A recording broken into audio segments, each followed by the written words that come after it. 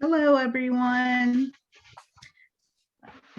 Just going to let some people come in and then we'll get started here soon. Thanks for joining us today.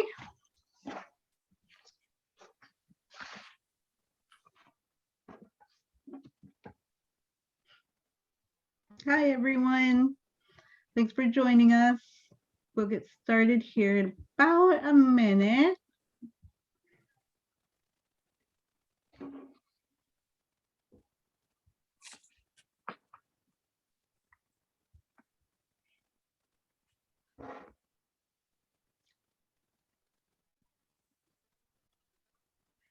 Okay, we got a little lull in participants, so I will go ahead and get started.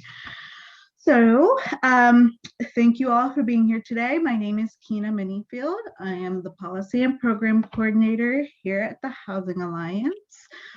The Housing Alliance of Pennsylvania is a statewide coalition working to increase access to safe, decent, and affordable homes for all Pennsylvanians. We work to fulfill our vision for a home within reach through state and federal policy advocacy, opportunities to connect, share, and learn from your peers, as well as events and our annual Home Within Reach conference. If you aren't a member, we ask that you consider joining. You can visit our website to join as a member, or you can contact info@housingalliancepa.org for more information on membership. All right. Today's webinar will run approximately 60 minutes, including questions and answers. If you want to ask the presenters a question, please use the Q&A function. The chat function is only to ask the Housing Alliance logistical questions about the webinar. Again, please use the Q&A feature for questions to the presenters. We will email you a recording of this presentation and any associated materials in approximately a week's time.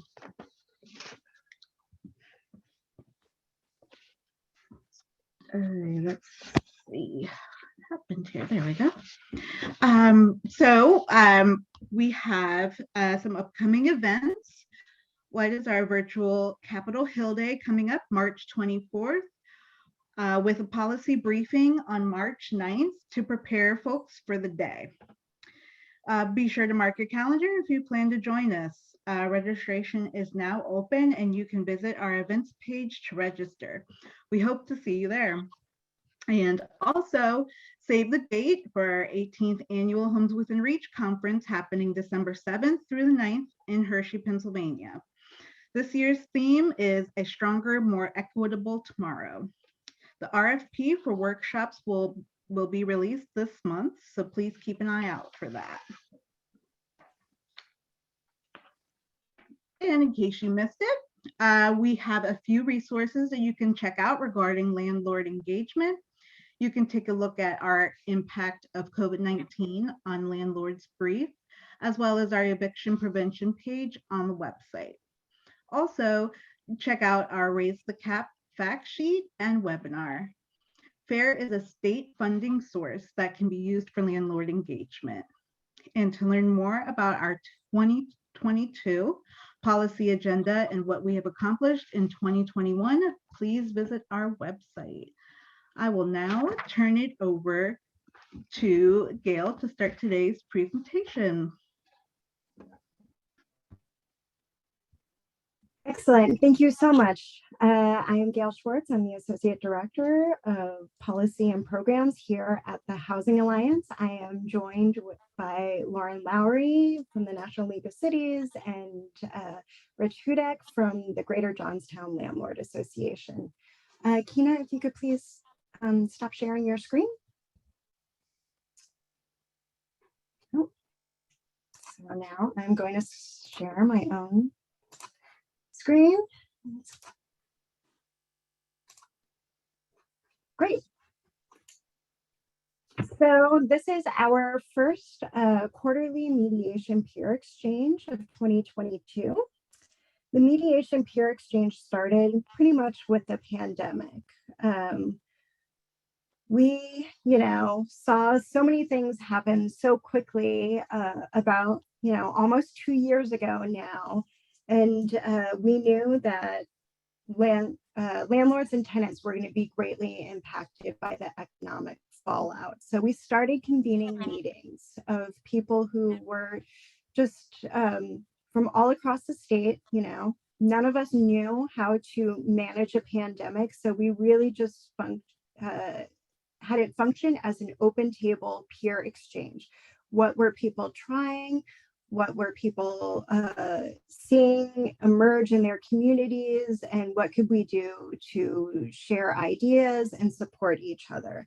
And all of this was around what could we do to stabilize tenants, ensure that landlords were able to meet their financial and operational obligations, and advocate for resources and share best practices all around eviction prevention and tenant stabilization. As time has gone on, we have evolved. And so, we started out the conversation very heavily focused on landlord-tenant mediation, but we have since expanded to the full continuum of eviction prevention and homelessness prevention as part of this peer exchange. And, no matter what sort of model or approach that you take to either eviction prevention or homelessness prevention, landlord engagement is kind of a common denominator, which is why it is the purpose of today's discussion.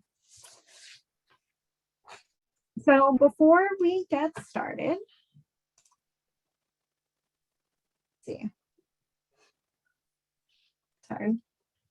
Before we get started, I do just want to do a quick poll. As I said, this is a peer exchange, so let's get a sense of who's joining us today. So which best describes the type of organization that you represent? Are you from an advocacy organization? Are you affiliated with the courts, a housing developer, property owner, a landlord? Are you from the legal community or local government, social service? All right. So it looks like we got a good chunk of folks responding. Thank you so much. I'm going to give it just another second. Great. All right, I'm going to end the poll and share the results. Are you folks able to see that? Yeah, okay. So it looks like we have a lot of folks from the social service community, but we also have advocacy folks and housing developers and legal assistants. Those of you who marked other, if you just want to enter into the chat what type of organization you're coming from, we would love to hear from you as well. All right. So today's agenda is, why is landlord engagement important? And then we are going to hear from a couple of folks to give us a kind of local perspective on landlord engagement. We're going to hear from Rich Hudak with the Johnstown Landlord Association. And then we're going to get a bit of a national perspective from Lowry with the National League of Cities. And of course, there will be question and answer with the presenters at the end of the session. So why is this important? There needs to be a balance between the interests of landlords and tenants and for the community to achieve strong and healthy neighborhoods.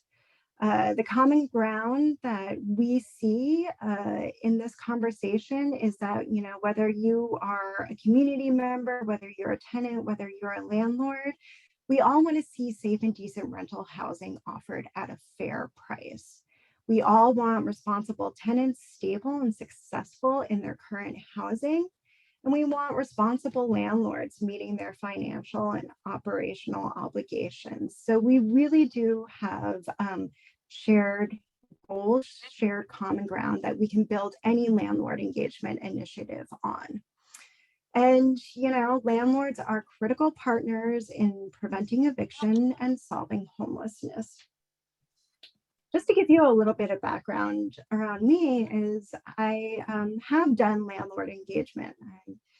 It looked very, very different. It was before the pandemic, many years ago. I was working with the Allegheny County homelessness service system, really helping them while they were retooling a lot of their transitional housing into rapid rehousing programs. And of course, this process required a lot of landlords that were ready, willing, and able with those quality units at a fair price, looking to work with government programs. And so I spent many times doing focus groups with landlords, meeting with landlords, going to landlord associations, hosting information sessions, having just a lot of conversations over a couple of years. And, you know, there's a couple of key lessons that I learned in that work that I want to share with all of you. One, landlord engagement is not easy work by any means. This is not something that, you can just host an information session and people are just going to come flocking to it. You really do need to put in the time and make it a standard part of any program that you're going to be standing up. So some of the lessons that I learned is, the same principles for engaging diverse communities apply to landlord engagement. You want to conduct an assessment. You want to meet with their leaders. You want to participate in their events, not just host your own, but make sure that you're going to their events. You want to adapt your messaging and your information delivery approach to match how they are already receiving important information. Another thing that I learned is that, landlords are as stigmatized as the low-income tenants that they house. There's definitely, some bad actors out there, but there's a lot of, good folks that are really doing their best to add quality housing opportunities to the communities that they themselves live in. Scarcity, poverty, trauma are not just limited to tenants. I think especially with our small mom and pop landlords, they're not too far from the need themselves. And that's something that's just important to take into consideration. And as I said before, it has to be systematized. It's not something that you can do, once or twice a year and hope that it's good enough. You really want to build it into your program, whatever that program may be, whether it's around eviction prevention or homelessness prevention and assistance. So another thing that I know really matters is incentives matter. One of the things that I learned when I was doing this work is that there really wasn't a lot of resources. And when we say resources, we really mean money. So there wasn't a lot of money to give landlords incentives to work with these programs. And, you could kind of get some foundations to apply for it. I know some folks used FAIR, the State Housing Trust Fund, to help fund some landlord engagement initiatives, but it was very, very kind of piecemeal. With the pandemic, I think we're starting to see that change a lot more. There was definitely more flexibility given to ESG dollars for landlord incentives. There's even a small landlord incentive baked into the recent emergency rental assistance program. There's a lot of landlord incentives or opportunity to create incentives for the new emergency housing vouchers that public housing authorities can use to serve those overcoming homelessness. Even the most recent announcement of moving to work, which is a special designation for public housing authorities, it is a landlord engagement cohort. So we know that the tide is changing on this. that there is definitely much more attention given to the importance of landlord engagement. And with that attention, we're starting to see more resources be created and flow. We also have some state resources that are good to use for landlord engagement. As I mentioned earlier, FAIR, the State Housing Trust Fund, is something that can be used towards incentives. Also, homelessness systems are able to access what's called Home for Good dollars. And that is also another potential resource.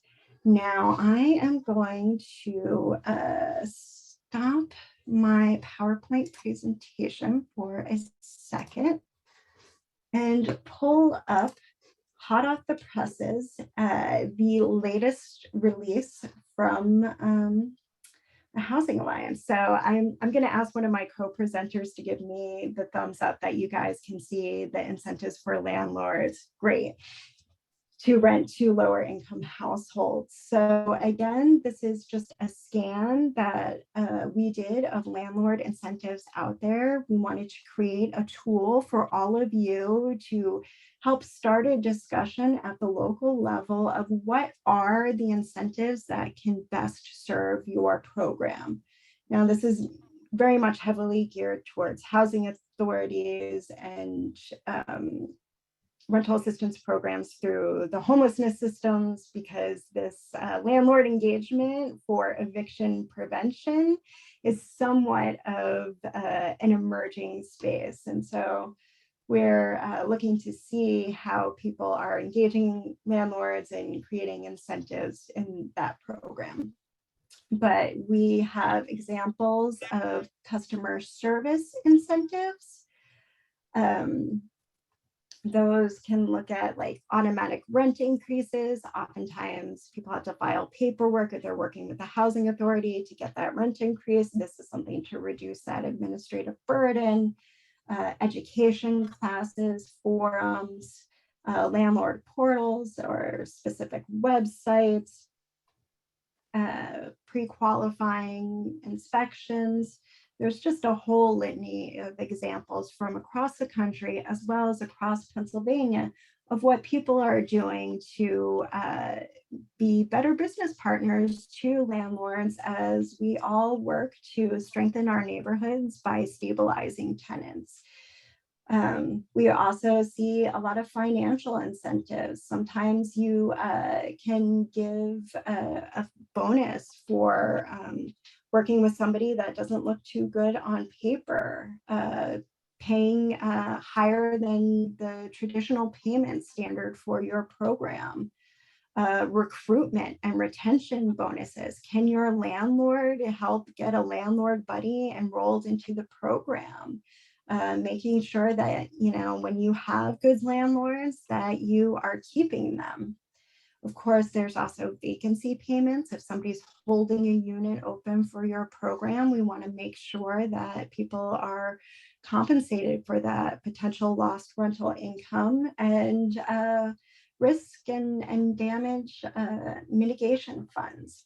So as I said, this is the latest Housing Alliance resource. It is going to be on our website. It's already up on our website and it will be sent out after today's presentation.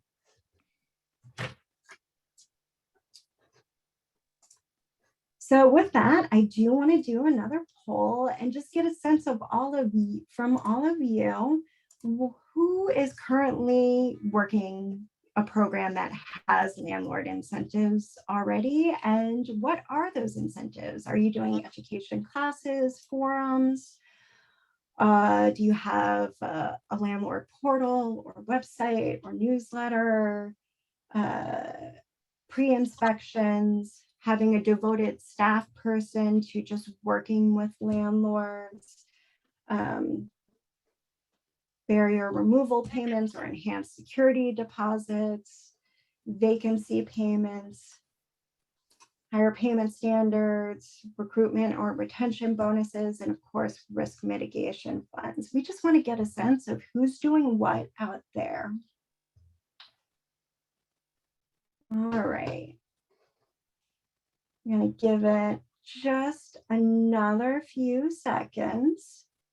So go ahead and answer. It kind of looks like we're starting to level off.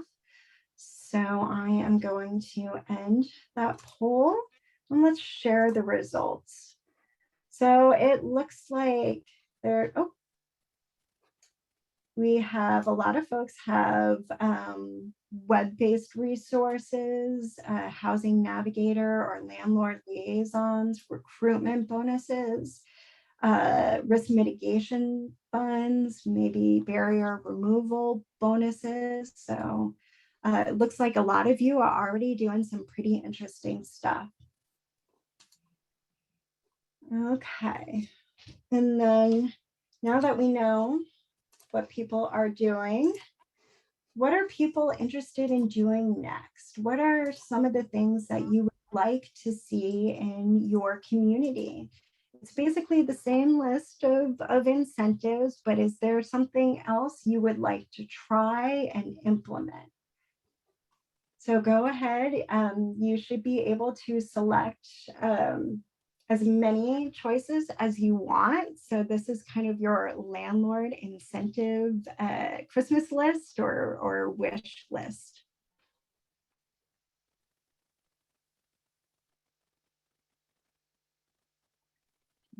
Okay.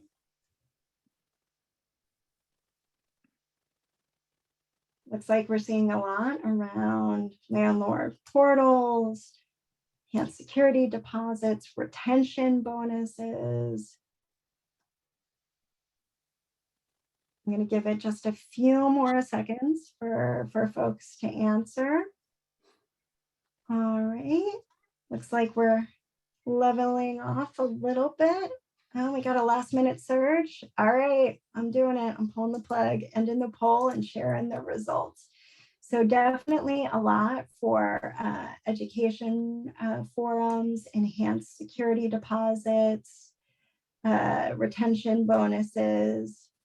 So that's great.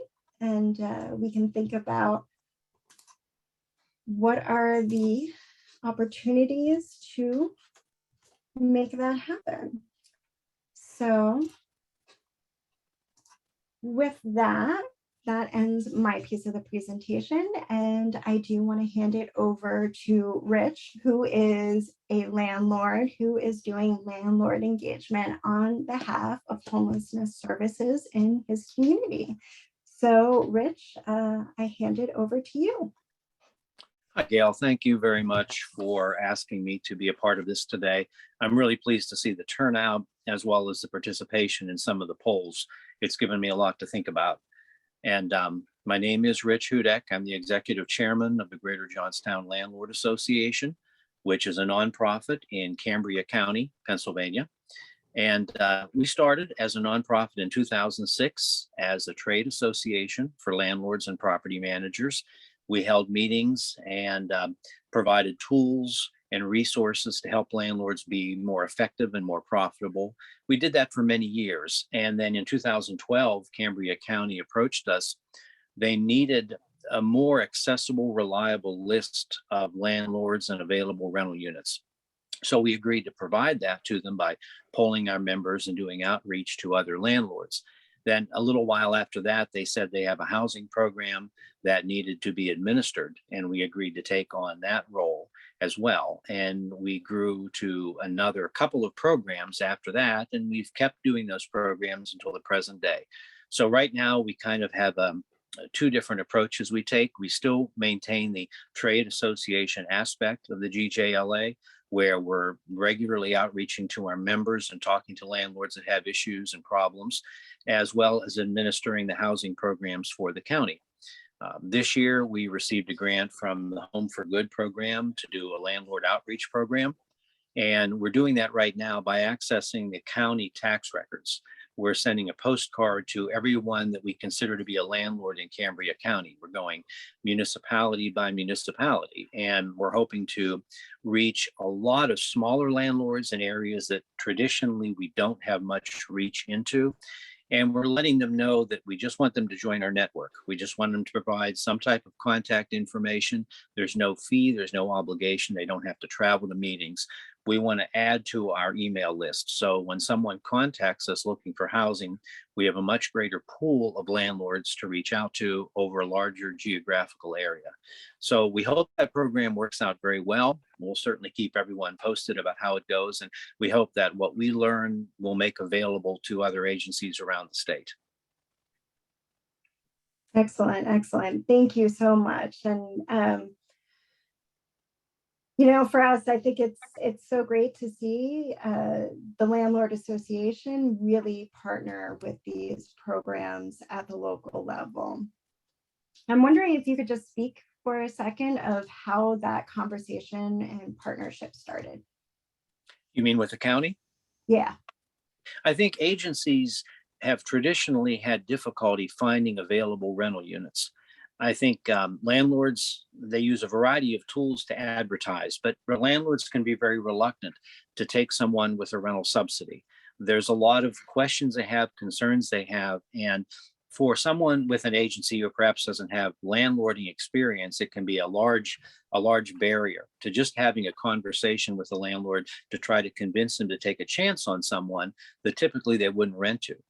And I think the fact that we had that network in place and had an understanding of the significant issues for landlords, I think we could break that barrier very easily. And traditionally, it has not been difficult at all for us to find units for our clients.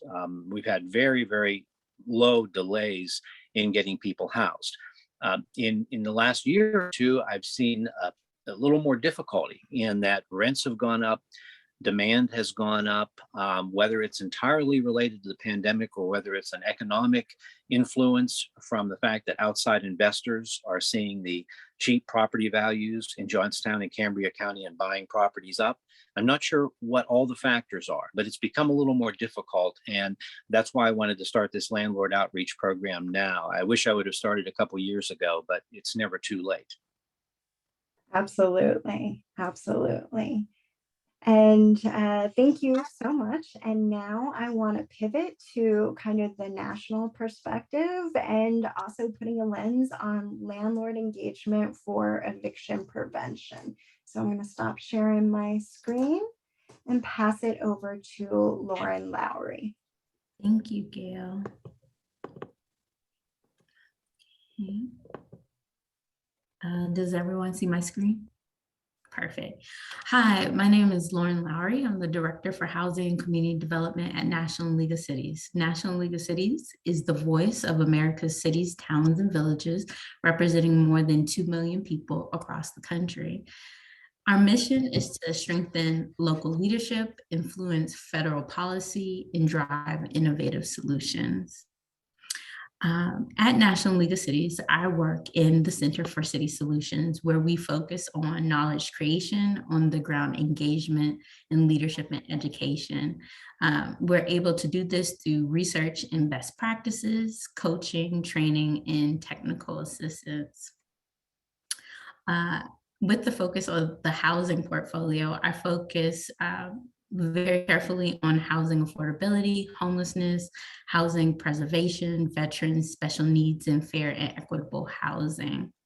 And over the last 2 years, my team has been delivering assistance to cities as well as their community stakeholders around eviction prevention, specifically as well as homelessness. So in the last 2 years, we have delivered such briefs and reports as how to establish emergency rental assistance programs, as well as most recently, eviction prevention, a guide for local governments, which is a step-by-step as how to set up an eviction prevention program, as well as strategies in your community.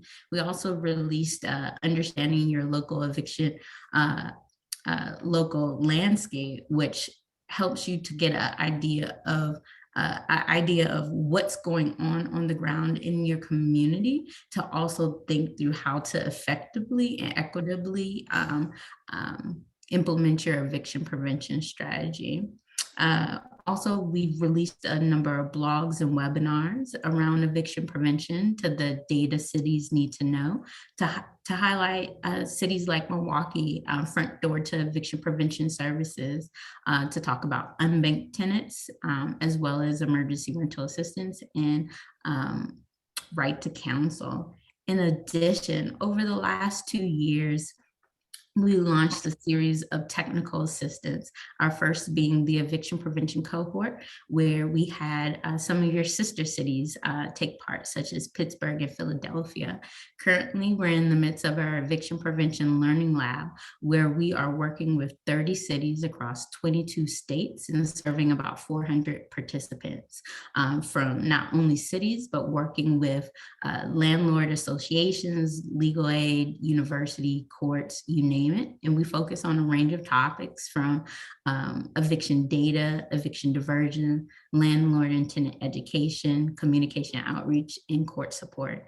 And we've also been running an emergency rental assistance program as well, working with a number of cities around the country. But that's not what I came to talk about today. I came to talk about today our Landlord Engagement Program, which is a peer network for cities to gain exposure to best practices and policies to increase engagement and build relationship with local mom and pop. So this network is offered to small to mid-sized cities to develop and refine their engagement strategy with mom and pop. Landlords in their community. The deadline is March 25th. Participating cities will learn how to operationalize racial equity in their landlord engagement strategy, develop policies and programs and resources to support landlords and prevent eviction, and to engage landlords authentically. The benefits of participating in this technical assistance is virtual programming with subject matter experts, which are held every other month. Also periodic small groups and peer groups discussions. We have learned cities learning from other cities about the success, the challenges really helps to help cities and their communities think through their strategies.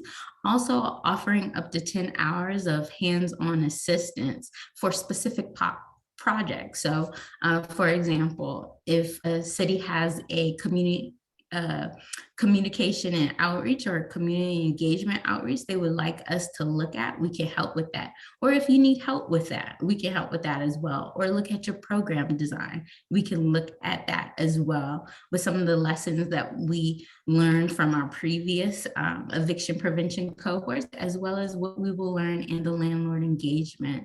We will also have resources and tools through a shared hub and a newsletter. And you'll also get access to programming and resources from the Eviction Prevention Learning Lab. So the question, who should apply? Small populations, small to mid-sized cities, populations of 300,000 and below, looking to increase engagement with mom and pop landlords. Cities seeking to develop or refine their landlord engagement strategies. If you're seeking peer-to-peer engagement, to have a dialogue with subject matter experts, if you want to strengthen your relationship with mom and pop landlords, if you're looking to better leverage resources and assets at the local, state, and federal level. And also, if you're open to exploring new ideas. I saw in the poll that a lot of people are interested in tapping into new ideas. And so, if you have any questions, feel free to reach out to me at lowry@nlc.org. And what I'll also do is I'll drop in the chat the link to the Landlord Engagement Lab, as well as to our recent report, Eviction Prevention, as well as our worksheet on understanding your local landscape. Great, thank you. I think that's just a fantastic opportunity for many Pennsylvania towns that definitely oftentimes maybe get overlooked because they are the smaller to mid-size. So the idea that you're really targeting that type of city is very, very exciting to me. So now we get to the best part of what I think any meeting is, the question and answer part. Just to remind folks, if you have a question for the presenters, to please use the Q&A feature. So my first question to you both is, what are some of the trends that you are seeing through your work that's happening in the rental market? What do you see as some challenges and opportunities going forward? Do you want me to go first, Gail, or Lauren? Please, Rich. Oh, very good. So as I mentioned earlier, higher rents and more demand are two challenges, really. I'm glad to see the higher rents because it allows more landlords to more economically effectively manage their properties. They have additional resources to make needed repairs and more of an incentive to be a sort of a professional landlord and take care of their properties and their tenants. So while it's a challenge, there's also a good benefit to that. The out-of-town ownership is also a challenge and a trend that I'm seeing. So the rents, the demand, the changing market conditions is really a noticeable difference that I've seen recently. The additional funds available through ERAP is certainly a significant factor. It seems like that's a trend that's increasing, not decreasing. So I'm glad to see there's additional money available to boost this partnership between agencies, tenants in need, and landlords. And to follow up, at the national level, we're seeing increased attention on mom and pop landlords. Over the years, there has been increased focus on more so corporate landlords, but there is research that is currently emerging to understand the needs, the desires, and opportunities for small mom and pop landlords. Also, funding after the pandemic has been some trends with rental housing. Also, the need for more affordable housing. The pandemic really showed that, as well as how can we continue to make emergency rental assistance more effective in the delivery? How can we communicate outward to landlords that this resource is available, and how can we limit the barriers associated with it? Excellent, excellent. Now, in your work, what are some of the common things that you hear from landlords about partnering with government programs? Well, from my perspective, the biggest barrier for a landlord to participate is the uncertainty about the reason that the individual is on the subsidy program. Do they have an extensive criminal history? Is there a mental health diagnosis involved? Poor rental history? And for the landlord to take that person on, I think they need to be confident that there's going to be effective case management. There's going to be clear explanation of what the barriers are for this person obtaining housing elsewhere, and what the case manager is going to do to minimize the risk for the landlord. And I think that's something that's been overlooked. Case management often begins when they talk to the landlord and ends shortly after the lease is signed. The case manager may be very active with the client, but may not have much engagement with the landlord. So I think that's very important. I think it's very important to have some kind of insurance policy, like a tenant or risk mitigation fund in place, so a landlord can more effectively partner up with the agency. And also, I think it would be a good idea to have a program for tenant education, so they have a better understanding of what's expected of them when they move in. It's not just about moving in and filling the house up with furniture. It's about how do they engage with their neighbors? How do they engage with their landlord? What are their obligations under the lease? How do they comply with neighborhood ordinances? I think all of that is something that traditionally the landlord does not provide. And I think if an agency can provide that ahead of time and show the landlord that the tenant has taken this course or has absorbed this information, I think it would be a big help for a landlord to sign on for a program. Great, great. Lauren? Yeah, and to add on to that, from the cities that are in the cohorts, awareness about the programs, a lot, not necessarily relying on traditional means to outreach to landlords, right? Outreach, how to build relationships. A lot of cities, these programs were built overnight for cities due to the pandemic. And so how how do you begin building relationships, not necessarily in emergencies, but long lasting? How also incentives and support as well. Excellent, excellent. What opportunity do you see post-pandemic for local communities to work better with landlords to help people keep and find housing? I think the increased funds available can be used in two different directions. I think agencies and governments recognize now, and this is what we've been talking about today, the importance of engaging with landlords and building a partnership. I think too often in the past, we would wait until an individual was near homeless or homeless before there was an engagement. And we're seeing the great difficulty that a person has moving from an eviction situation to new stable housing. It would be far better to intercede before that person is actually homeless and help resolve the problem with some type of landlord tenant court or some type of other engagement program. I know there's a few that were mentioned earlier. And I think that when a person is close to eviction and then goes into eviction, I think it sets them up for a wide ranging set of problems, whether it's mental health issues or having their name listed on the UJS website. All of those barriers make it so difficult to start over again. They only really get so many chances in the housing system. And I think that if the agencies and the governments would also be willing to be flexible on their guidelines so that an individual doesn't actually have to be homeless before funds can be placed into that person's life, I think that'd be very helpful. So often we can't help because the person is not literally homeless. I think there's an opportunity, many opportunities before they become actually homeless. And to add on to that, I think designing upstream programs, emphasizing what Rich said there, not waiting till eviction happens or if somebody is homelessness. How can we begin thinking about upstream solutions, which is something that we would do in the Landlord Engagement Lab. Also policy designs, not necessarily designing things in a vacuum without having the lived experience there to really create programs and policies that are meaningful in communities. I can't emphasize enough building and strengthening relationships.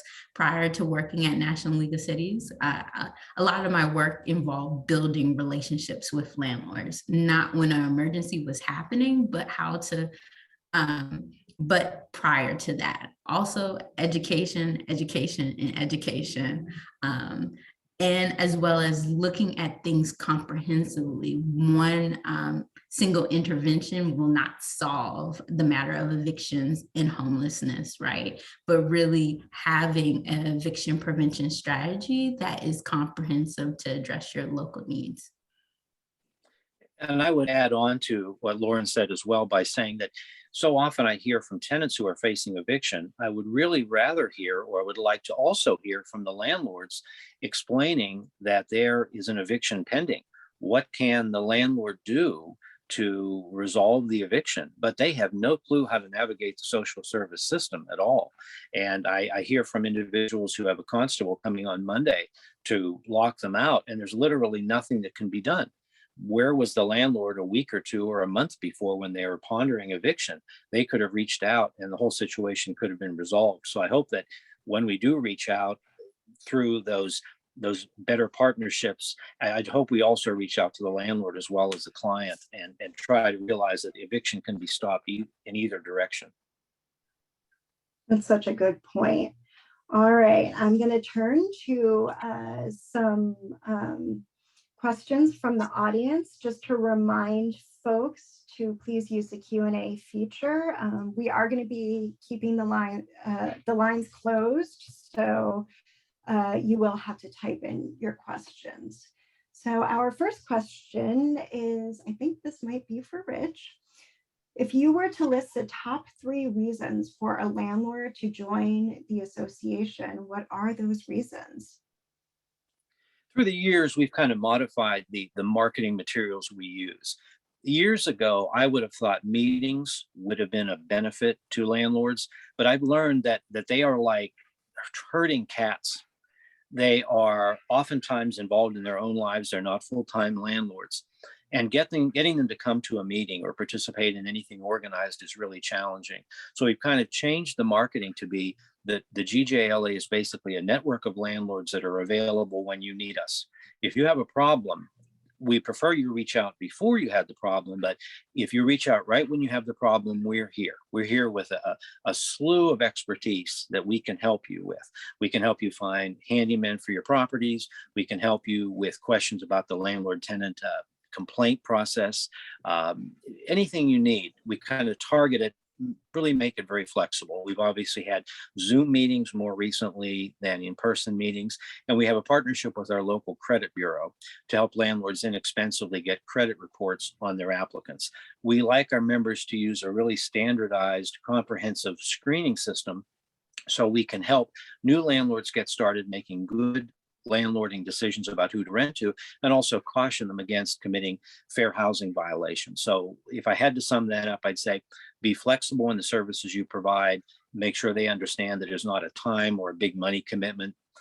We provide the benefit with the credit bureau, and we provide the resources of having our network of expertise, so to speak, available to them. So I think that there's a very common theme that I'm hearing, and that is this peer-to-peer support, whether it is my own Mediation Peer Exchange, where it was all peer-to-peer support among social service providers and housing advocates. Rich, your network is very much peer-to-peer support among landlords in your area. And Lauren, you are facilitating peer-to-peer support across cities to share ideas. So I just think that's really cool. Our next question is, again, for Rich. Could you speak more about how you help convince and incentivize landlords to work with your programs? I think we've really been spoiled through the years, and I think that's mostly because since we had started as a nonprofit many years prior to our first housing program, we had an existing relationship with landlords. So when I would call them up and tell them that there was a program subsidy available and a client available that needed housing, they already knew that our association understood the perspective of landlords. They knew that we weren't someone just trying to take a problem that we had as a caseworker and give it over to the landlord. So I think we had very easy time bridging that barrier because of our existing relationship with them for many years. Also, the market conditions in Johnstown were such that HUD FMRs were oftentimes even more than what a landlord could get. So we could offer that financial incentive. There really wasn't an incentive. It was just the market rent, but we could guarantee it each month. So that was a big plus. It really wasn't difficult for us because we could say someone's going to be in your property every month, or maybe less frequently, but taking a look and seeing if anything needs to be addressed. If you have a problem with your tenant, you can call us and we'll intercede. And ultimately, you're going to get your rent, even if they have to go through an eviction process. So that helped us significantly in the early years. Excellent, excellent. Let's see.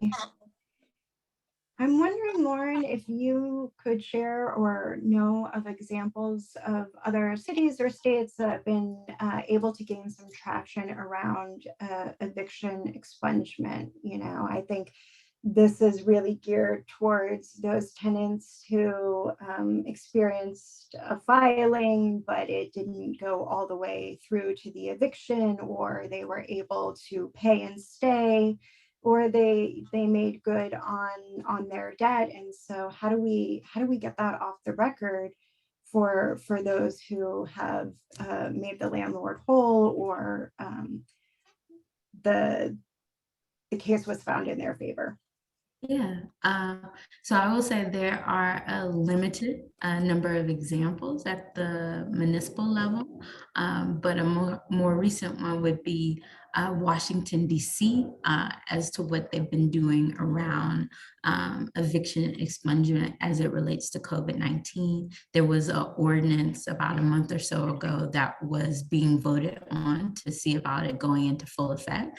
I would also look into I believe Oregon, Portland, they have been doing work around eviction expungement, but it's more so related to COVID-related evictions. And so even with that's more of a state level task of building the coalition and educating your representatives about the benefits of eviction expungement and how it can help to stop the cycle of people not gaining access to safe and affordable housing. But if you want to read more about it, please check out the Eviction Prevention, a guide to local governments. There is the case example of Washington, D.C. there. Excellent, excellent. Thank you. Gail, could I add a point to that, please? Yes. I really would like it if caseworkers would work with their clients, sit down with them with the UJS site, and get a complete understanding of what the nature of the charges were that appear there if the client has criminal history. So that when a landlord, a responsible landlord who checks that site sees a long list of charges, the applicant will be more effectively able to respond to questions the landlord may have. Nothing is more discouraging to have someone applying to rent one of my units, and I say, well, what about this disorderly conduct from a couple months ago, something that happened very recently? They dismiss it or don't know anything about it. And that's a real red flag for me. But if they said, yes, I had an argument with my boyfriend or girlfriend and the police were called, but it was resolved. If they had a full understanding of what happened and what caused the problem, that would be a huge barrier that I think we could overcome, even more so with landlord-tenant complaints.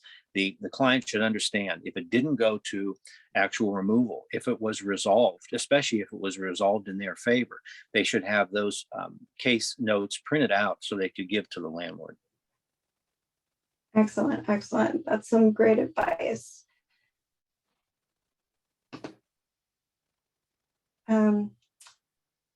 Okay. So we have some questions about the Landlord Engagement Lab. Who can apply for their city? Is it any citizen? Would it need to be someone in city government? Yes, it would have to be someone in city government. So one of the things I would suggest is making your city aware of this program and sending them the link to the application in applying. But cities can work with community-based organizations as well to gain access to this program, but we do require that a city applies to this program.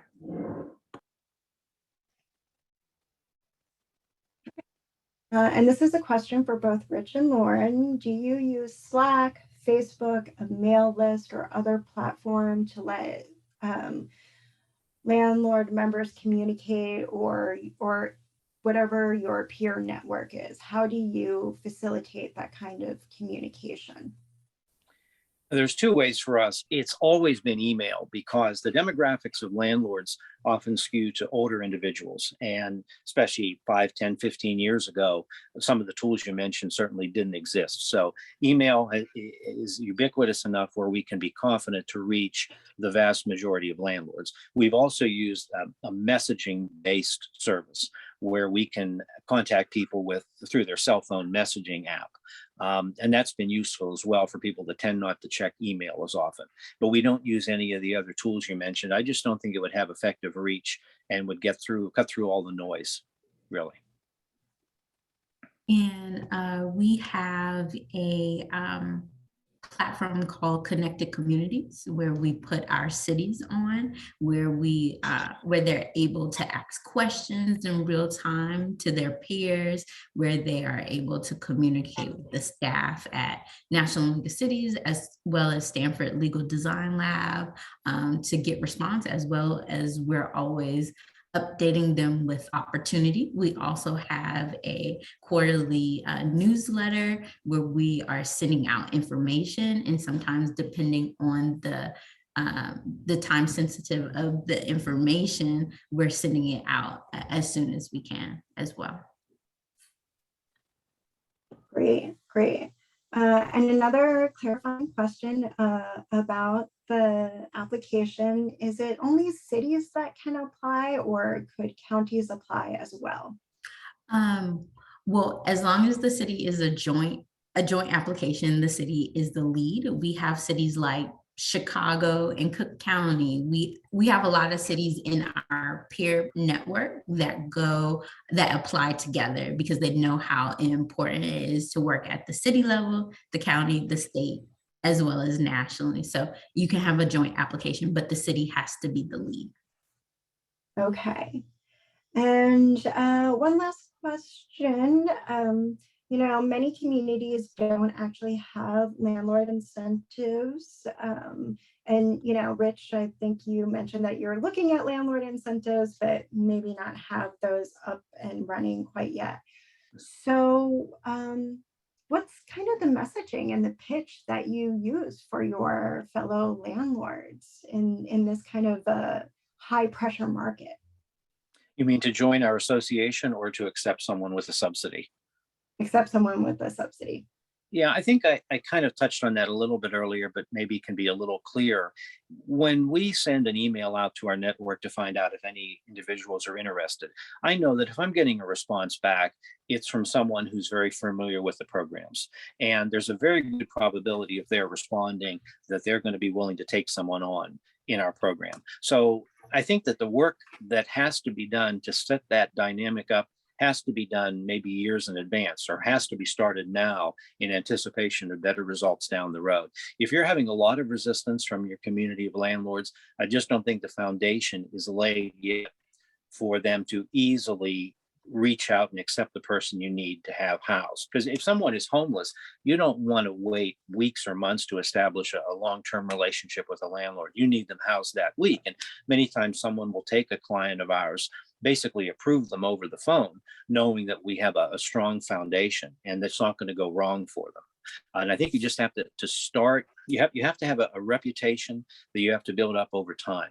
But being available immediately to answer landlords' questions, to address their concerns about criminal history and previous rental history, I think is extremely important. And emphasize the fact that the funds will be paid throughout their occupancy, even if they have to be evicted. Great. I know also years ago when I was doing landlord engagement, another really, really great thing is, have landlords talk to other landlords. Being able to have a landlord partner vouch for your program is incredibly invaluable, which is why it's so great to see the Landlord Association itself take the lead on landlord engagement. So that brings us to the end of our hour. I know we didn't quite get to all of the questions, but we can follow up through email to address any of the unanswered questions. So I just want to say thank you one more time to our great guests, and encourage everybody to check out the Housing Alliance new Landlord Incentives research brief, policy brief. Of course, check out the amazing breadth of resources around eviction prevention and landlord engagement through the National League of Cities. And be sure to join us in 3 months for our second quarterly meeting of the Mediation Peer Exchange. Again, thank you all for joining, and you have a good afternoon. Thank you, Gail. Thank you, Lauren, and everybody. Yes, thank you, Gail. Nice meeting you, Rich. Thank you, everyone.